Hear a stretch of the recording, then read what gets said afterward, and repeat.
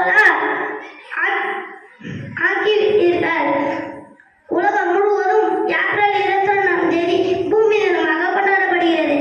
ஆனால் என்னை பாதுகாக்க நானே போராட வேண்டியுள்ளது. ஒவ்வொரு வினைக்கும் ஓர் எதிரணி உண்டு. இதை நியூட்டன் விதி என்று சொல்லுவர். என்னை நீங்கள் பாதுகாக்காததின் விளைவே சென்னையே மூழ்கெடுத்த வெள்ளம், வர்த்தா புயல், வறட்சி, ஏன் இப்பொழுது வந்த வயநாடு நிலச்சரிவு என இன்னும் பட்டியல் நீண்டு போகவே போகும். எனது முதல் எதிரே நீங்கள் தான். இதை சொல்ல எனக்கு மிகவும் வருத்தமே. இனியாவது மரங்களை வளர்த்து பிளாஸ்டிக்கை தவிர்த்து என்னை உங்கள் நண்பனாக மாற்றும் பொழுது நான் வருகிறேன். பூமியை காக்க குரல் கொடுங்கள்.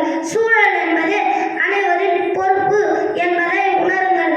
பச்சையம் காப்போம், பசுமை வளர்ப்போம்.